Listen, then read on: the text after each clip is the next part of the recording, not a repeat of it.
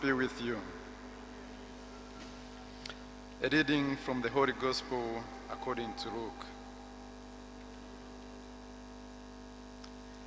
There is a long gospel and a short one, so I'll take the long one. At that time, Jesus said to his disciples, "Fear not, a little flock, for it is your Father's good pleasure to give you the kingdom. Sell your possessions and give alms. Provide yourselves with the purses that do not grow old, with a treasure in the heavens that does not fail, where no thief approaches, no moth destroys. For where your treasure is, there will your heart be also. Let your reins be guarded and your lamps burning, and be like men who are waiting for their master to come home from the marriage feast, so that they may open to him at once when he comes and knocks. Blessed are those servants whom the master finds awake when he comes. Truly I say to you, he will put on his apron and have them sit at the table, and he will come and serve them.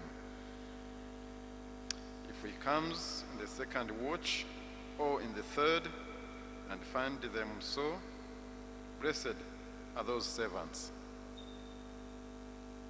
But know this, that if the householder had known at what hour the thief was coming, he would not have been awake and would not have left his house to be broken into. You also must be ready, for the Son of Man is coming at an hour you do not expect." And Peter said, "Lord, are you telling us this parable for us or for all?" And the Lord said, "Who then is the faithful and wise steward, whom his master will set over his household to give them their portion of food at the proper time? Blessed is the servant whom his master, when he comes, will find so doing. Truly I tell you, he will set him over his possessions. But if that servant says to himself, 'My master is delayed in coming,' and begins to beat the men servants and the maid servants, and to eat and drink and get drunk, the master of that servant will come on a day when he does not expect him, and at an hour he does not know, and he will punish him and put him with unfaithful. And that servant, who knew his master's will, but did not make ready or act according to his will, shall receive severe beating. But he who did not know and did what deserved a beating shall receive the right beating. Everyone to whom much is given, of him or her will much be required, and of him or her to whom men commit such, they will demand the more." The gospel, the good news of the Lord.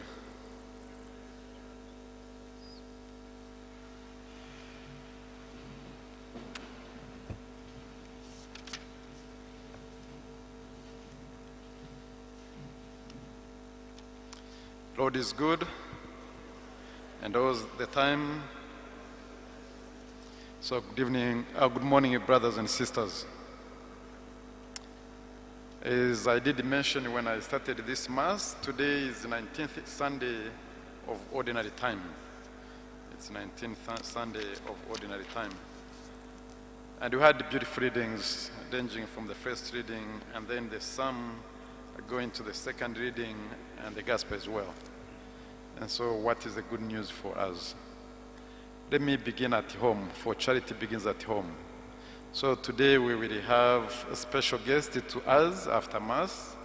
So we'll have a special group of women speak to us about what is the good news for them. Abanyamugisha, you here? Abanyamugisha muri hano? Nimuhaguruke tubarebe. So this will be our guest after Mass. They will tell us about the good news. Nimwicarire mvuze ko nyuma ya misa muza kutubwira inkuru nziza naho muhurira na Yesu. So they'll be our guests. They have about 5 minutes to talk to us about their journey of transformation, and we will have second correction for them. So returning to the readings, as we had in the first reading, it's a short reading from the book of wisdom. And the book of wisdom goes back to the time when the Israelites were in slavery in Egypt. So it returns to the book of Exodus. And the wise man who wrote this book says, your grandfathers and grandmothers, your great-grandfathers and your great-grandmothers knew that night when you will be delivered. And it is from that knowledge and that faith that kept them going.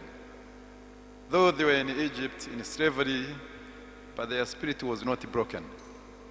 Their spirit was not broken because they knew from their faith the God of Abraham, the God of Isaac, the God of Jacob, the God of Joseph, the God of Moses could not have let them be destroyed in Egypt. So they knew they'd be returning home. So it is from that faith that they kept going. It was from that faith of their forefathers and mothers they kept going. And so returning home, what is your experience? What is the faith of your father and your mother, your grandfather and your grandmother, your great-grandfather and your great-grandmother that has kept you going despite the challenges that you have faced in your life? So return to your own journey of Exodus, returning to your own story of life, returning to your own story of slavery, and see how the faith of your forefathers and mothers kept you going to the point where you are today. And so we know even when the journey gets tough, even when the hill becomes even more high and even more steep, we know that God is there for us. Because our great-grandfathers and mothers have said, yes, He's our God, and He's not going to abandon us. So let us keep our faith. Let us keep our faith. Even when things are tough, let us remember that He didn't abandon us. If He didn't abandon our forefathers and the foremothers, He's not going to abandon us. And so let us pass that faith to our children and grandchildren. That's what the Jews do. They pass this faith to their children and the grandchildren. And so we can do the same. We can do the same. And then to the second reading from the book of Hebrews. The book of Hebrews gives us the whole list of the heroes and the heroine in faith. Returning to Abraham. When did Abraham had the opportunity to baptize his son, Isaac? From the book of Genesis chapter 21, we are told that Abraham, when he baptized his son, little son Isaac, after 80 days of his birth, Abraham was 100 years old. Abraham was 100 years old. And Sarah, his wife, was 90 years old. And yet Abraham and Sarah, they never lost faith in God. Even we are told, even God, when He said, Abraham, now you have to give up your son, Isaac, whom I have promised that is from this descendant that will be having your children and grandchildren, and you'll be able to fill this earth, and yet I require this son of yours.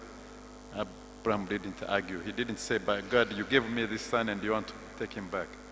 No, he trusted that God will find his way to give what he promised, to deliver his promise, to deliver his promise. And so the story goes down from Abraham and Sarah to Isaac and to Jacob and to Joseph. And so goes down to Moses and David, and so gets back to us. And so we can ask ourselves, what role has our faith played in our own lives? Our faith in God, how has it been to us? How has it been to us? And this is what the responsorial summary is to the response to the gospel. That's Matthew chapter 24, verse 42 and 44.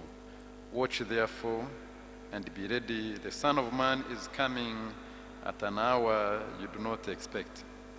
The Son of Man is coming at an hour you do not expect. Abraham didn't expect anything from God. He didn't. He didn't. And Sarah too. She was 90 years when God got her son. And so God's promise is going to be delivered to us. That much we are assured. And when? We don't know. When we don't know. Ours is supposed to be the preparation. And that's what we read in the Gospel of Luke. We are supposed to be prepared. But why are we supposed to be prepared? We are supposed to be prepared because you have to recognize the one coming.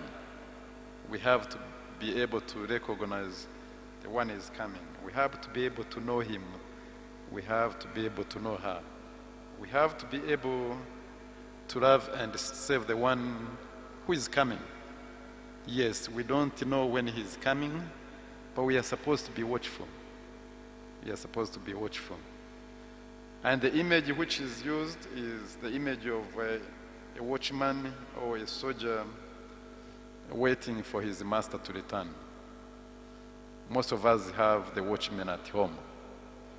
There's nothing embarrassing, at least in my experience, there's nothing embarrassing like you coming home and then to find that your watchman is sleeping. There's nothing embarrassing to you, but also to him. It has happened to me a couple of times. You come and you expect him to be awake and he's sleeping. And you wonder, so you are supposed to be keeping a watch. So what happens? So you see the shame on his face. You see the shame on his face. But also the disappointment in you, because you're supposed to be keeping a watch. You're supposed to be protecting my house. You're supposed to be protecting my family. You're supposed to be protecting me, and you are sleeping. And at the end of the day, I pay you for sleeping. So there is a disappointment in both ends. So the master or the king is disappointed with the watchman or a soldier who can't keep awake for the master. But also the watchman himself or a soldier is broken because he is found unworthy by his master or by the king or by his boss. And so this is what the gospel is warning us, that this should not happen to us. This should not happen to us. We don't know the hour. We don't know the day when the master will be returning, but we know he'll be coming. When will it be the second coming of Christ for us? None of us knows. When are we going to die?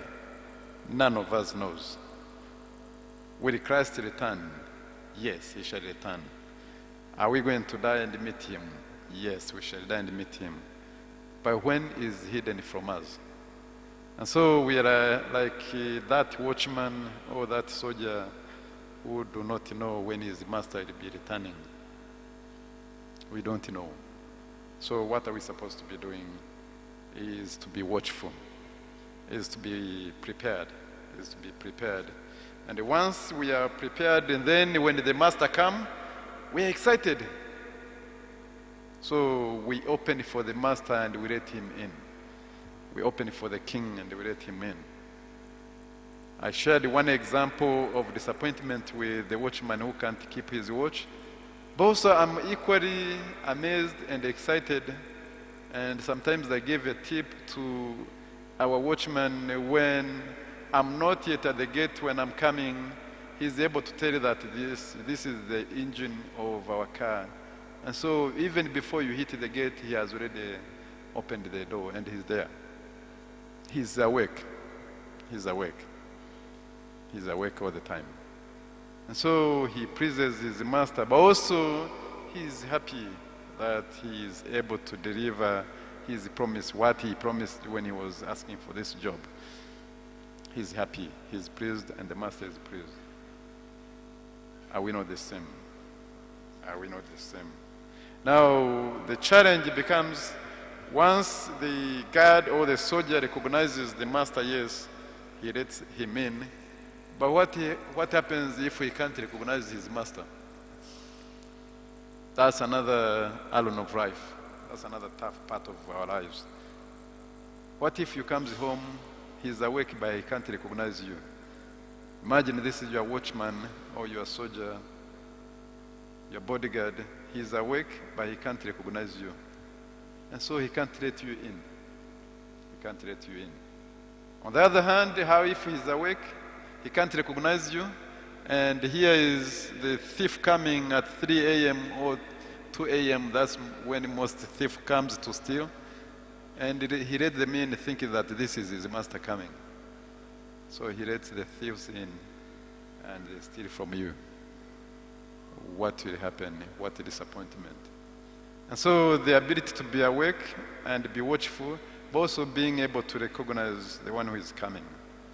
Is he my master? Is he the king? Is he my boss? Oh, this is the thief whom I shouldn't let in. This is the thief whom I shouldn't let in. So that ability is being asked from us. When do we let Christ in, and when do we keep Christ away?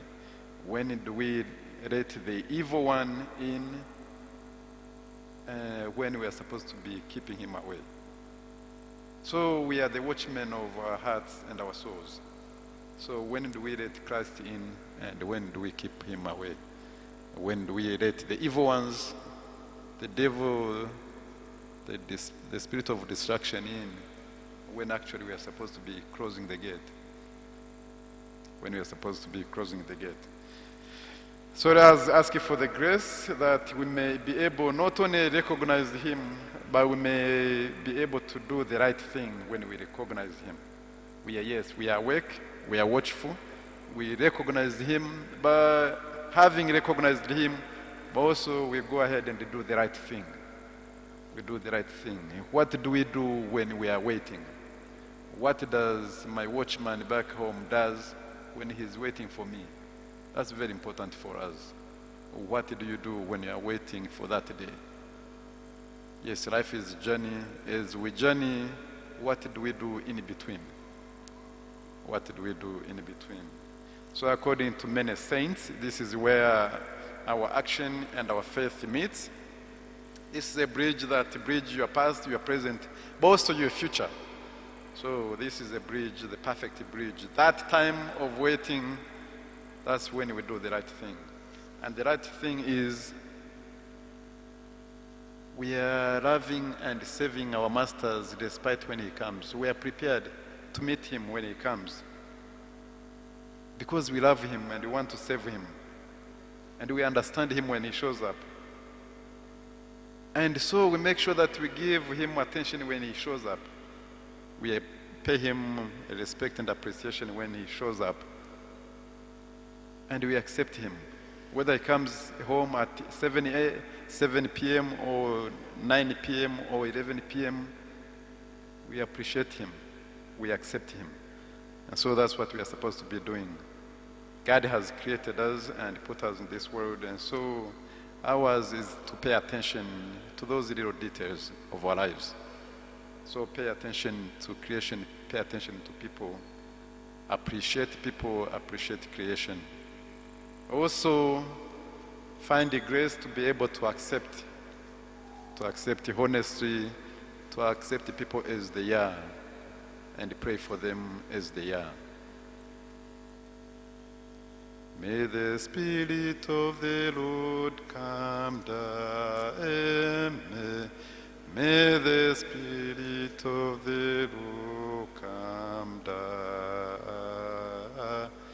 May the Spirit of the Lord from heaven comes down.